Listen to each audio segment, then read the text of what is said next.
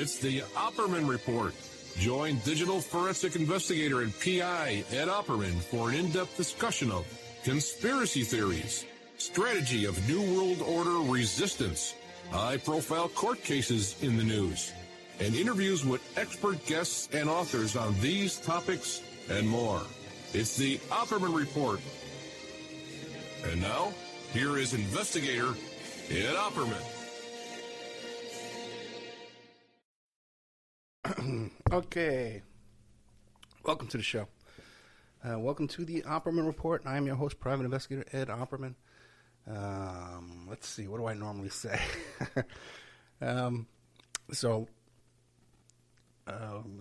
can find me at Opperman Investigations, Digital Forensic Consulting. You can email me directly at oppermaninvestigations@gmail.com. You can find our website, oppermanreport.com, and go there and make a donation. Keep the show on the air. A little donate button. I haven't seen that in a while. One of those. What do you call it? Check out our Patreon. Okay. Opperman Report Patreon. Now, I got a bunch of new stuff I put up there. And I'm a little more prepared this week than usual. I got the website open. We got up there some new stuff. One is this Dr. Danica Hubbard, who's like a college professor. She's really, really good. One of those guests that can just sit there and put together a presentation. And her book is called Sex Offender, My Father's Secrets, My Secret Shame. And it's about she found out that her dad was a sex offender, She got sent off to prison. Really, really remarkable story. As a matter of fact, there's a comment in here by one of the Patreon members saying, "My God, what a story. Great interview." Well, thank you very much there, Reese. Let's see, all the usual stuff from the member section, from the old member section up there to all the stuff Monday to Friday with no ads. Then we have a new interview with Kevin Blatt returns. He's the guy who brokered the celebrity sex tape, the Kardashians. That's going to make it some way and time to air, for free with commercials. But for now, you can get it in advance.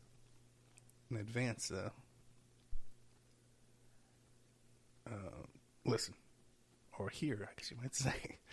Then we got some Megan Walsh stuff. Daniel Uhlfelder, the attorney. We got those the court docs from that J.P. Morgan Chase Virgin Islands lawsuit that I said was the most important lawsuit in the year, and then they fired the prosecutor down there. It's an old one. I don't even remember what this is. He says an interview from way back in the archives. So this could be like 10, 15 years old. Well, not 10, 15, but 10 years old. Dave Sherman, The Legend of Ted Gunderson. Now, I don't know what we talked about with this fellow here. We talked about Franklin cover-up. There's something missing from it, from the audio, but he put it in. He didn't want to mess around with it. So he just put it in as is. You get that behind-the-scenes feel of the Opperman Report. Everybody loves that. They love to hear the gossip going on behind the scenes. Let's see. I want to talk about my Disney lawsuit. The Ed's Disney lawsuit is actually an interview with the woman in the lawsuit that you can listen to. There's some Kai the Hitchhiker stuff. There's a documentary thing out on what do you call it? On I think Netflix about Kai the hatchet-wielding hitchhiker. And I got to tell you, man, I'm a fan of that guy. I'm not a fan of that guy at all. To me, he looks like he's going around hatcheting people. What can you say? How many times can you attack someone with a hatchet and just say, well, it was self-defense every time? Every time? You're hatcheting? I haven't hatcheted one guy in my life.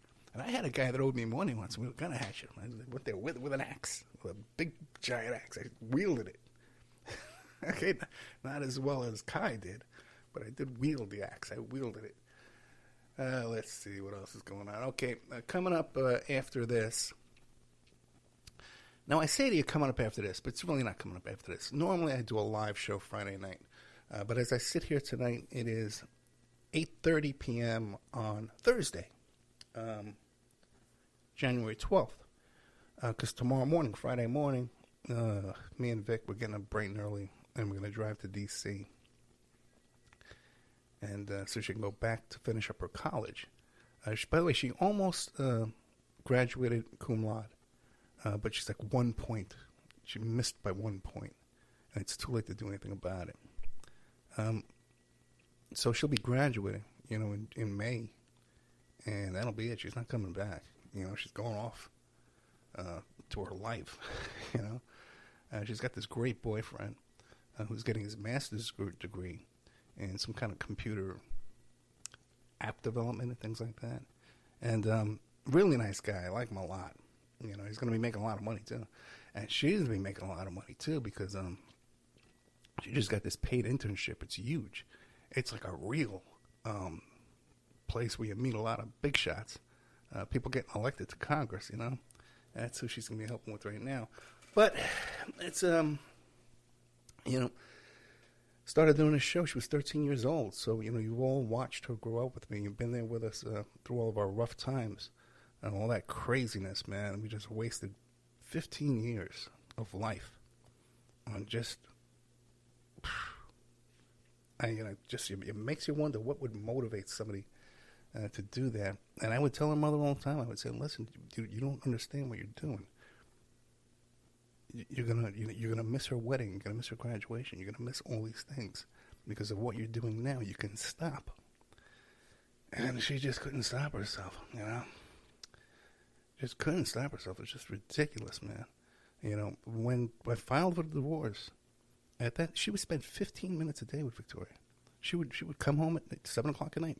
Is she asleep yet? Is she asleep yet? She'd knock on the window before she came in, And then as soon as I filed for divorce, she has that full custody, we had to spend a couple of $100,000 on that, plus all the loss of income that I had. Just not being able to work in my office, being kicked out of my house. Not having my suits and my clothes and my stuff, Hey, just such a long fight of my life. I always say that's the fight of my life. But Vic turned out great and very well, adjusted. So, yeah, anyway, so very rough night for me. Okay, it's going to be a rough night. Tomorrow's going to be, we're going to have fun. We're taking a ride through the Blue Ridge Parkway. We've never gone that way before, believe it or not. I don't know, it's so stupid. I don't know why not. It's the best way to go. Hey. Everybody understands that you're the sum of the 5 people you spend the most time with. They understand that and still hang out with fucking losers. Is that not the ultimate mark of... Oh, brother. Sorry about that. I'm going to be talking about Tim Tate tonight. Andrew Tate. Andrew Tate tonight. I'm going to be talking about. Anyway, but coming up after this, when you hear this, it will be Friday night. And you will think it's live until the point where I tell you it's not live. And it's much easier, by the way, when you have to talk for a whole hour to do it live than it is to tape it. A lot of people who try and tape a podcast just talking, with their notes and stuff like that, they find that they can't talk for an hour, okay? So, and then I was even talking to Tim, Joe Green, about this. And he goes, yeah, I guess these podcasters just sit around talking to themselves all day long. And it's kind of true. It's kind of true. There is a bit of that. You do have to kind of go over things in your head, what you want to say. I interviewed this DEA agent the other day, okay, who was involved in the French Connection. He worked the French Connection case in France. Oh, and we got some confirmation, because I've always said that the 2 cops who stole the French Connection heroin were 2 Staten Island cops who went into the video store business. They had a chain of video stores, and they sold that chain to Blockbuster Video. Or it became Blockbuster Video. I don't know what the deal was. But that's the rumor we always heard, that the 2 cops who own that video chain, they stole the French Connection heroin. And he confirmed that for me. So that was nice to get that confirmation. But, at one point I said to the guy, I said, look, what do you hear about this stuff about the CIA bringing in cocaine? He goes, oh, I've never heard of that. I could never confirm that one. He said it with a straight face. Okay, in his voice. Believe it or not. I was thinking toward the end, I want to have him come back. See, he's involved in this other big cocaine case that we didn't get a chance to talk about. We only talked about French Connection. because I just wanted to hear that. I became friends with Sonny Grasso, who I believe passed away. I became friends first with his son, because I went looking for him. I wanted to interview him. I became friends with his son on Facebook, and we became very close friends, me and his son. In fact, I was even going to interview his son. And he sings, they calls himself the Song Father. He makes these albums, Christmas albums and stuff like that. I think this guy is a security guard in a hospital or something like that. But his dad, Sonny Grasso, was the French Connection cop, the real cop, who wrote the movie, and had a small part in the movie. And then he went on to do security on movies and produce movies. He handled the security for 3 Days of the Condor, which is a very good movie about a guy who's a CIA agent, Robert Redford. He's not really a field agent, though, but then he winds up in the field. So Sonny Grasso was supposed to come on the show, and, it was a huge movie for me in my childhood, French Connection. But then he just, I guess age and health, he chose not to. So we had that fellow there. Great interview, great show. I enjoyed it very much. Had Ian Totten back on the show, who's the publisher. He's got a Deathcast podcast. Everybody's got a podcast, of course. But, the guy with the French guy was Pete Charette. And then we had Ian Totten come on from Corpse Creek Publishing, I believe it's called. Everything's a mess here. I'm all packing and ironing. Oh, I'm exhausted. We talk about those Idaho kids, those college kids in Idaho that got all stabbed up. Very interesting case. There's something odd going on there for sure. Then I had this other college professor on, lovely, lovely woman, Professor Laura Dilley, talking about she had done an extensive white paper on QAnon and the phenomenon of QAnon and the actors on Twitter and social media and YouTube that promoted QAnon to get it where it was. And it was an organized promotion. And it was just so fascinating because so many people she would name, I'd say, oh, yeah, I know that guy. I had that guy on the show. I know that guy. I don't know the show. So it was just kind of interesting that I was so personally familiar with so many of the people. There's a couple of ingredients I can fill her in with that I think she's not aware of. So I guess I'll get in touch with her in the future or whatever. I don't know. Who knows, man? Kathy O'Brien. Why would someone be... Oh, here's some big news for you. Big news. Nobody cares about this. Right now, if you want to do me a big favor, go to TikTok. Okay? It's spelled TikTok. And look up Ed Opperman. For search Ed Opperman. Now, we're starting a new launch here of a promotion where we're taking old interviews where I'm being interviewed. And a lot of people haven't heard those old interviews. Many of them I've never played again. But I got a bunch of them where people ask me, Ed, tell us about your work as a PI. Ed, tell us about the Ted Gunderson.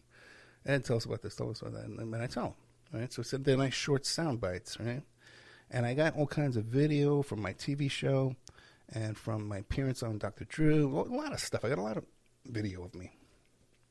So some volunteers have come forward to help out and put the TikToks and the Reels together. And it's been very popular so far. But if you can help us push this out, okay? TikTok and on Instagram, Opperman Report on Instagram.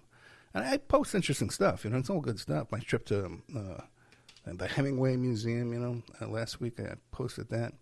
And this week we're posting a lot of these Reels and TikToks and stuff like that. So if you can go there, follow, like, and share. And if anybody wants to get involved in helping me put together these videos, I'm still looking for volunteers and more people to help. I got a couple now.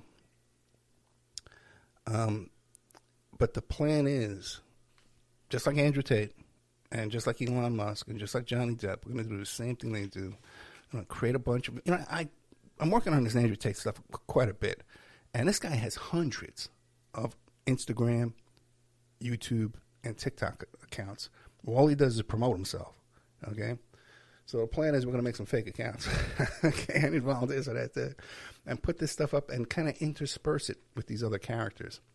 So, but there's good content on there. There's the sizzle reel from the TV show. That thing's excellent, man. That is quality work. So we're using that content. I got coming the audio from Courtney Love when she was 14 years old in juvenile detention when she starts calling Hank Harrison. I'm getting that sent to me. I got some interviews I did with Hank Harrison on video that's being sent to me. So we have a lot of content's about to go up. And all that's free. All that is free. So that's TikTok and Instagram. One is at Opperman on TikTok. The other one is Opperman Report on Instagram. And Instagram is the best way to follow me to find out what the new shows are. A lot of people complain and say, I can't tell what's a repeat. What's new? Because I don't know what day it is. The new stuff goes out Friday night every week. Okay? That's without fail. I think I've missed maybe 3 Friday nights in 10 years. Okay? Where I didn't put out a show. So that's not bad. Okay? If I ever in my life had an employee that was dedicated and loyal, I'd give them a raise. Is what I would give my piece of the operation. Hey. Oh, I did an interview last night with this fellow on TNT. Let me see if I can find his name. If I can even pronounce it.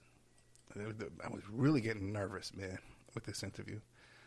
I've had to, if you notice, I pretty much stopped doing interviews. I did one with Jimmy Fallon Gong. I don't even think he's going to use it. It was so bad. And then I did a video interview with Epoch Times. But what happened with them is I brought up at the end my case against Trump. And they're big Trump supporters. And that was it for that, man. I didn't want any part of me after that. Although he is a big listener to the show. The Epoch Times guy. I can't find out how to pronounce this guy's name, but it's on TNT. And his name is Hoye Murich or something like that. And that's, it's like spelled like, those, where you get in a cab, and the guy's driving. He's got one of those names, like a number in the middle of his name. What the hell is this? There's some letter which crossed out. Oh, my God.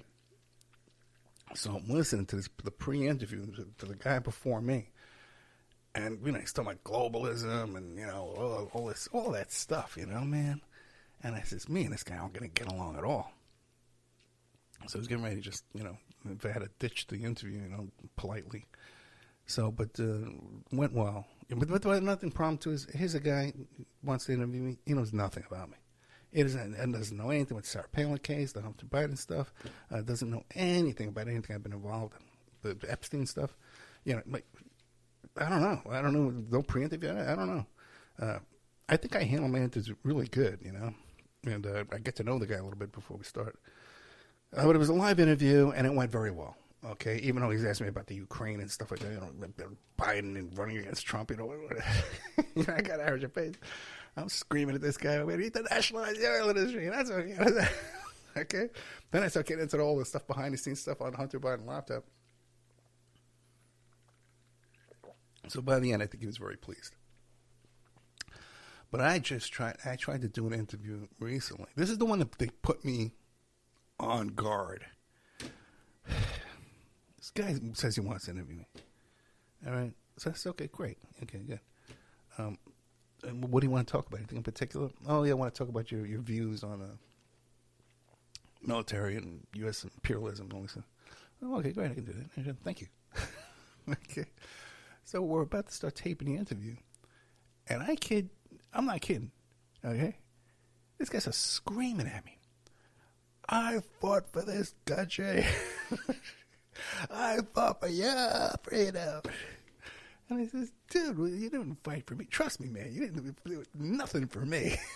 Okay? You got paid for all that fighting. Okay? Your job is done. Right? And you get a lot of benefits, too, man, that I don't get. All right? So I said, yeah, man, this guy, he got so offended. So did this guy tonight. By the guy with the Night Stalker case. Did I tell you about that? I interviewed a guy tonight. He was a homicide detective with 300 homicide cases. And he worked on the Richard Ramirez Night Stalker case. So we went through that. We talked about that. And he worked on a lot of stuff. I wanted to talk, have him come back. But then he also worked, get this, on the what's that guy's name? The Harvey Milk, Dan White, the Dan White homicide of Harvey Milk and the shooting of the mayor. And he enjoyed that interview too. He was happy with what was going on. Toward the end, I asked him. I said, "Well, what do you know? Because Harvey Milk is considered to be this hero, but the guy was known to be, having his way with little boys, teenage boy runaways at his house, 14, 15 years old. He kind of dodges. This guy was good. He dodged a lot of questions. But then it seemed like he kind of got angry with me, and he started talking about Black Lives Matter, and defund the police and all that stuff. And it was right toward the end of the interview. And it's a shame because if he wants to come on and talk about all that stuff, I'll talk to you about all that stuff. I would like to get through because he has some other big cases, like the zebra killing and the zebra killers, which he said were responsible for 70 murders. I don't know if I've heard of that. But other cases he's been involved with. So I'd like to have him come back, but I don't think he will, to tell you the truth. I just think he's someone, I don't know, got to him. Got to him in the middle of the interview. I was just Googling this Ed Opperman fellow, and he's a radical socialist. He's a left-wing communist.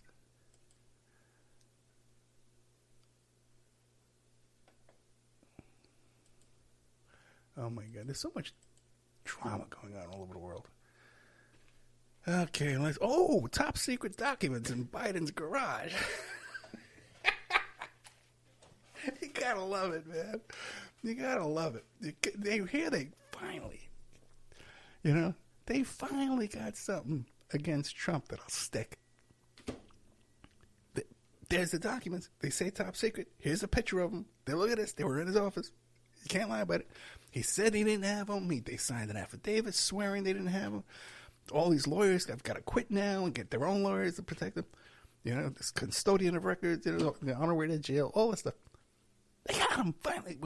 Because it was like a drug case, You get these guys, they get busted with a ton of drugs, and they start telling me, I was never read my rights.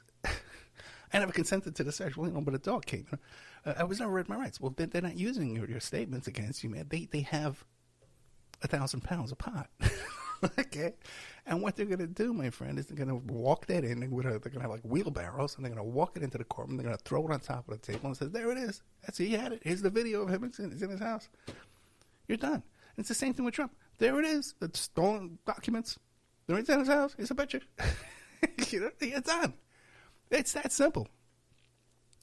And so I think they got him on that one. But now, because Biden is such a buffoon, that he has it in his garage. He has these, we don't know, by the way, he did turn them over and all that kind of stuff, But he didn't, did he know he had them? Who knows, right? Because the guy isn't not that sharp.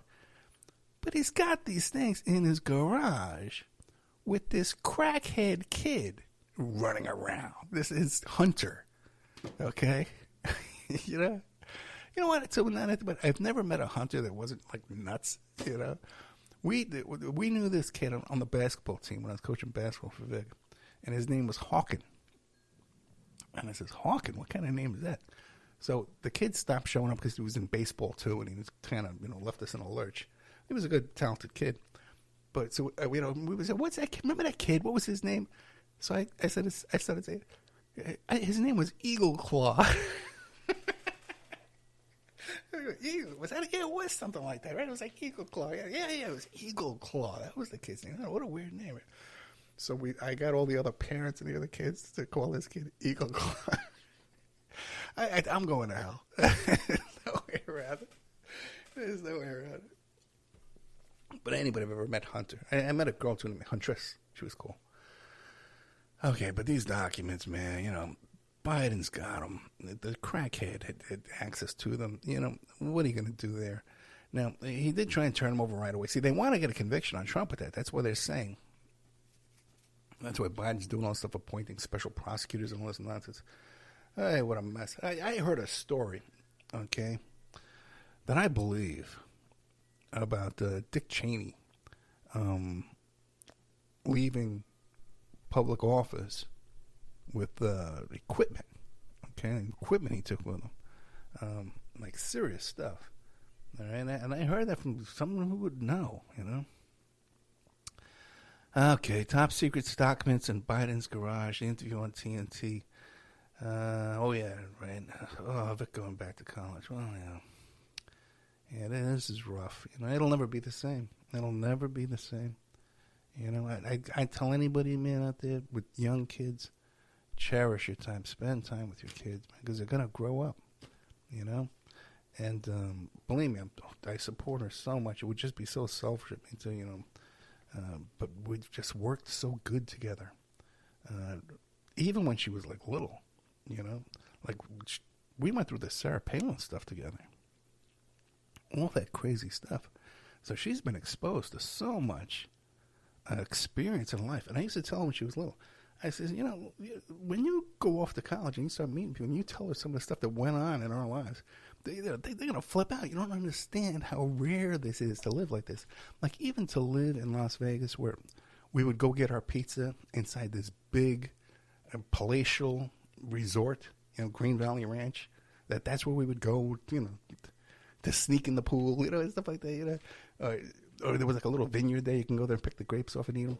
And movie theaters, and we go to the movies, you know. There's these beautiful places, Lake Las Vegas, these beautiful resorts we would go to. I says, you know, some people live in towns where they don't even have a movie theater. And look at all that we have here. And then when we moved to Bradenton, Florida, and she saw what it's like to live in some little 2-lane, you know, town. Which that was a big mistake.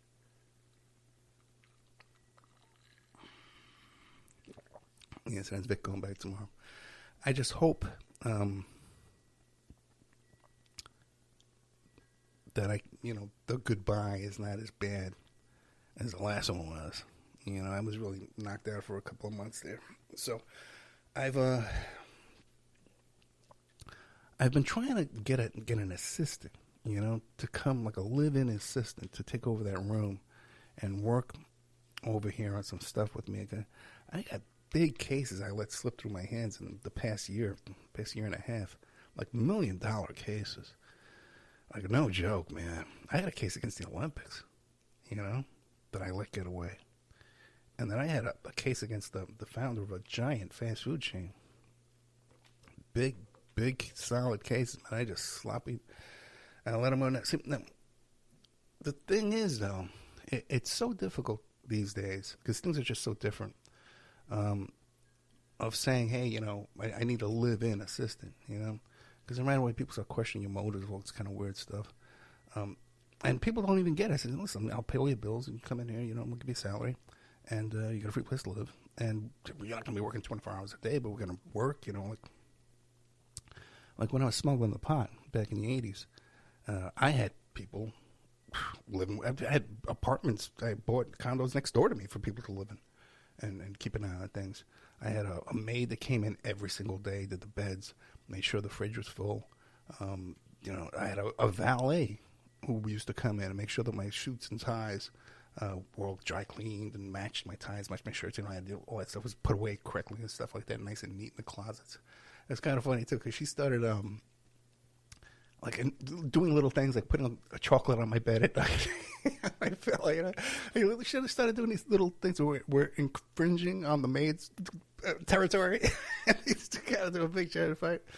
But I had all kinds of bodyguards coming around and stuff, you know, cops working for me. So for me, it's not that unusual to you know, to get out of the shower, you know, and have 10 people in my house, you know. It was just normal. It's the way my life was. So, I don't know. It just seems like today's work ethic and stuff like that is just not the same. Like,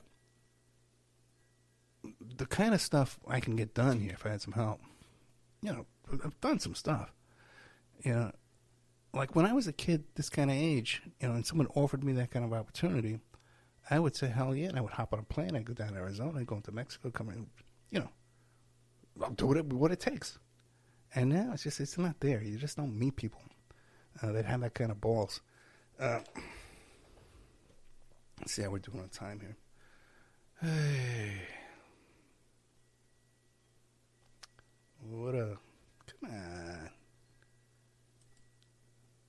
only halfway done. Oh, Andrew Tate. I haven't talked about him at all. I'll leave him for the end. Mr. Andrew Tate. But then the problem is, too, that everybody freaks out because if you put his name in the title, then they expect it to be in the first 10 seconds. Otherwise, they have a heart attack. Hey, kids. Some days all this is not worth it. Okay. But then again, if something funny happens, like they find secret documents at Biden's garage. You say, oh, boy, it is worth it. It is kind of worth it. Oh, my God. That's top secret docs in Biden's garage. That's my notes. Let's go for Andrew Tate. It seems like, I think I talked about this last week, that Johnny Depp, when he had his trial, he went out and hired a bunch of PR people to just absolutely flood Instagram and TikTok and YouTube with these short video clips of him sauntering into the courtroom and, oh, and Amber caught lying again. Oh, look, Amber taking a pill from her. She's snorting coke in court. It's just wild stuff, man. No, Amber's lawyer gets eaten alive, and Johnny's hamming it up in court because then, especially after a while, he knows cameras are on. They're using these TikToks. He's hammering it up all over the place. So I think that's where it started. There was some stuff with Steve Harvey, giving his words of wisdom. And what they do, too, is like Steve Harvey does it, and Andrew Tate totally does it. They sit in their own studio, or they find a stage someplace where they're sitting on a stage. And at first glance, it looks like they're being interviewed by someone. Someone's interviewing them, and they're answering questions. But that whole thing is staged. They're not being interviewed. And they're not on a stage where people came to an auditorium to see them up there being interviewed. That's crazy. When have you ever heard of someone going to an auditorium to watch someone, some minor celebrity, be interviewed by someone else? And then you'll never see the interviewer. Or Andrew Tate, too, pretends he's on a podcast. He's got the headphones on. Oh, I'm talking about a podcast. Blah, blah, blah. And it's just all BS, man. And he figured that out, okay? To promote himself, just like Depp did, like that Steve Harvey jerk. I hate that guy. Elon Musk does it, okay, with his wisdom tapes and motivational clips, and a couple of that guy, Bill Burr. Okay, suddenly one day I see Bill Burr every second video on my YouTube is Bill Burr. I never heard of this guy, never saw him before. I'm clicking, not interested, not blocking. And there's more kids flooding into my life. And they have some way of doing this too, that they can have a small account with like 25 followers, but somehow it gets in your reels, strangers' reels. So they got this figured out. Now the danger here is okay, he gets arrested for rape, sex trafficking, criminal enterprise, money laundering. Okay, but they put out these videos from a previous arrest where they let him go, and he went on a couple of stations and broadcast saying, "I was found innocent of everything. They could find no evidence. They let me go. If I was guilty, I'd be sitting in jail." And people watching this think, "Oh, they let him out on this case here," but he's not talking about this one. He's talking about one from months ago. So there's and people believe this, especially the people who follow and adore and worship these little fanboys of Andrew Tate are very gullible people. They're not bright at all. So I've been trolling these guys, and they believe he's out. When meanwhile, he just failed an appeal, just lost an appeal. So he's going to be there for the full 30 days, right? And then what I understand is they probably will let him, then they can go back, the prosecutor can go back and ask to keep him for another 30 days while they're preparing the case against him. Or they can say, well, we want to put him on an ankle monitor or tether, or where he has to go down to the police station every day or once a week or 3 times a week to sign some papers to show he hasn't left the country. Not a flight risk. All kinds of stuff. And he's already been waving around fake passports. This guy's his own worst enemy. So the attorney, this Romanian attorney I've been listening to, thinks he will be allowed out on a tether, sign some paperwork every day, and he's going to go to trial in about a year. and he's going to get 20 years. Okay, and I agree with this. In Romania, they have a law against the lover boy scam, where a man can pretend he's in love with a woman, lure her out, and take advantage of her, especially getting her involved in some type of prostitution or pornography. But also just taking advantage of her, having her do things again. There's a law against that over there, okay? Like, they force you to be a gentleman in Romania, okay? You can't be a cad, over in Romania, because there's a law against it. It's called the lover boy law. Now, the problem here is that Andrew Tate has bragged on his website of working for one of these lover boy companies, and that's what he would do. He would have women fall in love with him and then take advantage of them. That's in writing. It's now deleted off his website, but that's in writing on his website. He confessed to that crime. Okay? So let's check that one off, the lover boy crime. He's convicted of that. Now, with this criminal enterprise, money laundering, and the trafficking part, right? He lures these women to Romania from America, from England, all over the place. Now they're in Romania. They're away from their families, or they're beholden to him. He keeps them. They think they're moving into his house with him, but he keeps them at a house next to his brother's house. By the way, tonight, Thursday, they just raided another 7 properties, looking for victims, looking for survivors, looking for evidence. They seized all of his cars to pay for restitution to these victims. This is not going away. This is not diminishing. Oh, he's going to get out. Oh, they're trying to kill him. Oh, you just believe everything you see on the news. No. This guy is in big, big, big trouble. And this lawyer he has is a complete buffoon, stuttering. And he's trying to say they don't have 6 victims. They have 2 victims and 4 statements. Okay, you got 2 victims and 4 witnesses. How is that good for you? How is that your defense? Okay? So, good luck, man. This guy's in big, big trouble. So, the lover boy thing they got him on. Now, the trafficking. They just got him, by the way. They just released some tapes of him talking to another woman, confessing to raping her.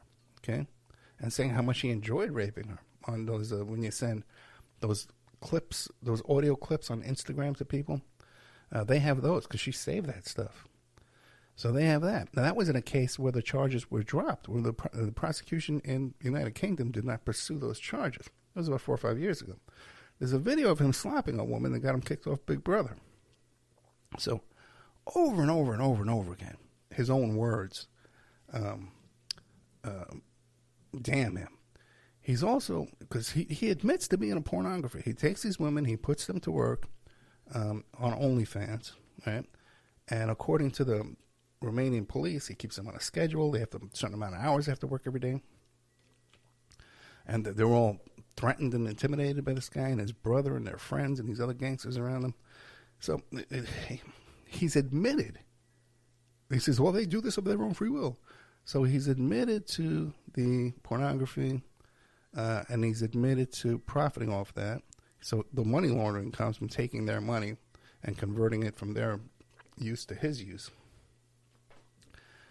Now, there's been reporters all over Romania now at this university, this hustler university where he was running, where he was getting a monthly subscription from these gullible suckers. And they said, well, these houses where these women are housed, at night, it's all lit up, and there's men coming and going. These are houses of prostitution, is what they're saying. So I believe there's going to be additional charges of prostitution and sex trafficking, okay, additional on top of all this other stuff. But this guy is getting 20 years. He's convicted himself of the Loverboy crimes. He's on tape admitting to running an OnlyFans of these women. So now they got 2 witnesses. They got 2 victims and 4 witnesses. So, and that's in addition to the previous charges that were dropped in England. And the woman can't understand why they dropped them. Well, unfortunately, they did pick a Speaker of the House, so that clown show is over. But the fun never ends. Okay? With this bunch, man, this bunch of wacky George Santos, you know. I will never resign. He's running through the Congress, you know, chasing him down. He's running for his life, you know. They just. Oh, by the way, you know, this guy, $700,000 just dropped from the sky into this guy's lap. But these other PACs and the campaign finance disclosures and stuff like that, there's all kinds of shenanigans with this money. And even after he was elected, he set up one of these fundraising companies and tried to lure in other congressmen and stuff to lure money from him. Because you say, I'll raise money for you, but I'm going to keep 50%. You know, you work these deals with these campaigns. It's all legal, you know, but it's not ethical, you know, especially once you're a congressman. But this happens. There's a lot of money in politics, man. A lot of money in campaigning. So all this stuff is coming out. The PACs were paying for gas stations and stuff, you know, things, just crazy stuff. So that makes me wonder, maybe that's the motivation. That the guy has some way to get money, to launder money. And that's why McCarthy's backing him up. And Boebert and wacko Marjorie Taylor Greene is hanging out with him. But the House came up with some great new legislation. Okay? Time-wasting, insane. Repeal the IRS. That's one of the bills they just put forward. Repeal! We're getting so much done in the House. That'll never pass the Senate in a million years. Then this other one is this aborted babies born alive. Now,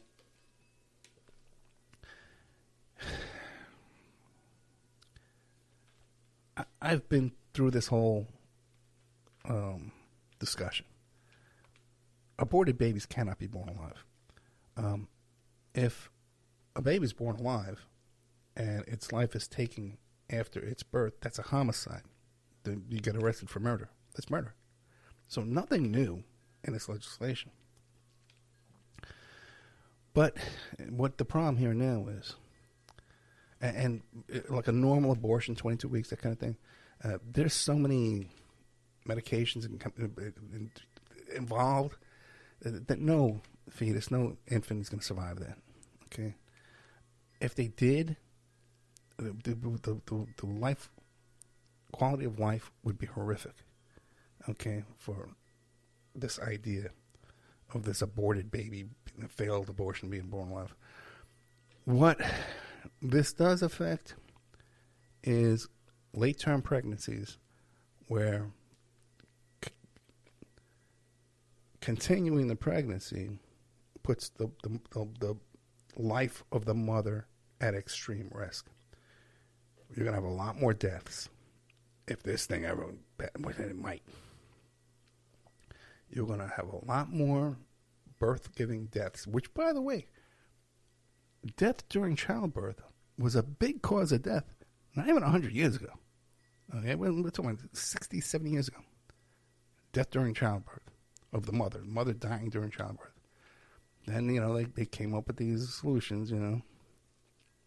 Yes, it's unpleasant, but that's, you know, what we've been doing. And again, too, that baby's not going to have a good quality of life. And now we lost the mother because doctors are going to be very hesitant, especially doctors. Are creepy bastards, man. They're very worried about getting sued. You know, when I was in the beeper business, okay, back in the 80s, and there was a period of time where the only people who had beepers and even cell phones were doctors. Okay, the majority of people who had them were doctors. So I've dealt with a lot of doctors. And let me tell you something, man. They're not bright people. They're not. They're so socially awkward because they spend all their time in school studying. And then, you know, women see them and latch on to them, take advantage of them.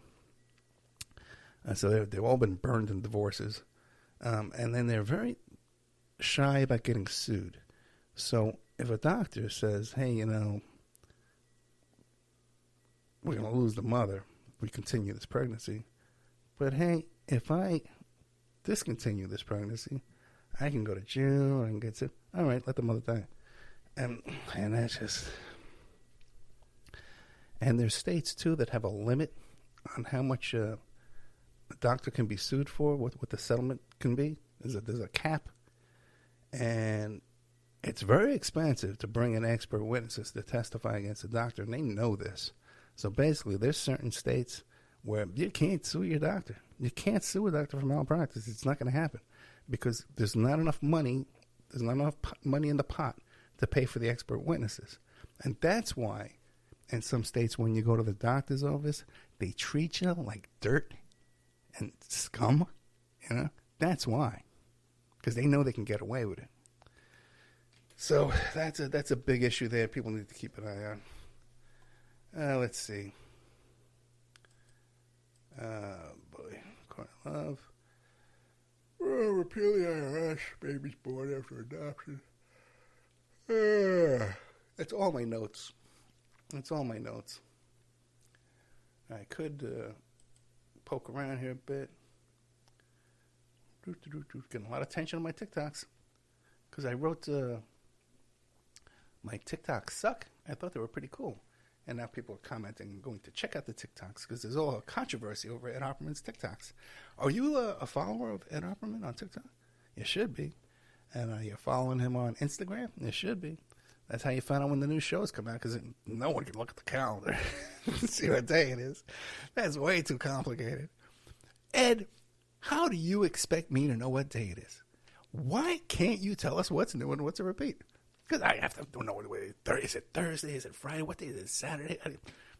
Well, the people listening to the show don't go to work on Friday morning. You don't go. Friday night. You don't date night with your wife. You don't do this stuff. You don't know what day it is. You don't know. There's a whole thing. Thank God it's Friday. Okay, just remember that. Thank God it's Friday. There's a new opera report. Is that so hard? If there was a bridge, I'd jump. If there was a bridge, I would jump. Let's see. I'm just running out the clock. I'm running out the clock. Let's see if I can find some stuff here. Go back to TikTok real quick. See if I can get any new members. Any new followers. Oh, nothing. Not one. No, I think I lost one. No, let's see. Any news I can talk to you about and comment on. Hey. All right. So I hit the road tomorrow morning. I'll be back by Monday by myself. All right, guys. Love you.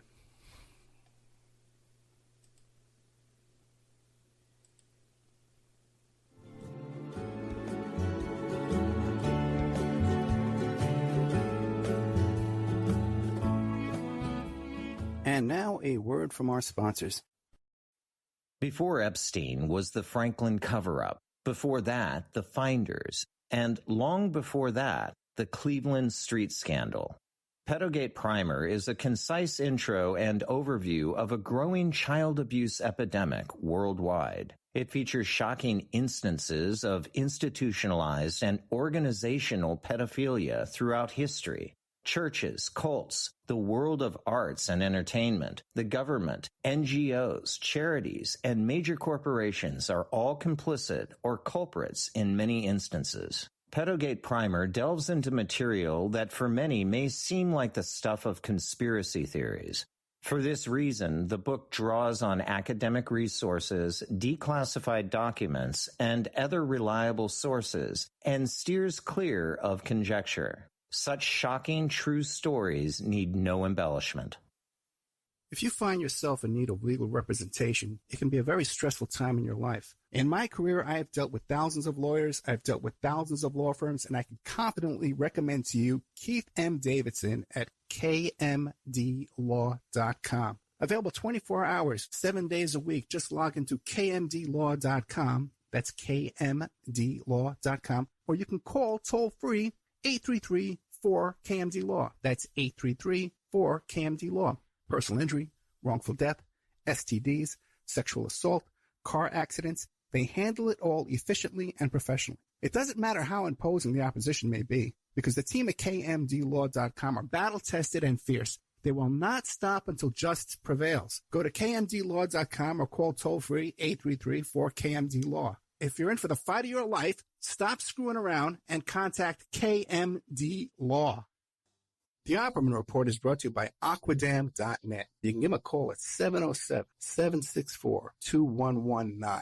A flooded home is never easy to deal with. You're left with the mess to clean up, the insurance companies to deal with, and not to mention all the memories, the precious memories that are lost in the flood. You can never replace those. And Aquadam can be a tool in your arsenal to protect your home and property from the floodwaters. The cofferdam is filled with water to control water and is reusable as long as it's taken care of. It can protect your home or business from rising floodwaters like a dam, but without the beavers. It can also be used in construction. If you need an area to be dewatered, an Aquadam can do the job. An Aquadam was used at SeaWorld in Orlando for the Mako roller coaster ride during the coaster's construction by dewatering the work area. An Aquadam is now dewatering the work area at San Antonio SeaWorld for their newest roller coaster ride. An Aquadam has been used in many construction projects all around the U.S. and all around the world. Now give Aquadam a call, 707-764-2119. You can look them up online at aquadam.net. You can find them on Facebook at Aquadam Inc. You call them up, you email them, you tell them Ed Opperman sent you, and they're going to take 10% off the price. Aquadam.net, 707-764-2119.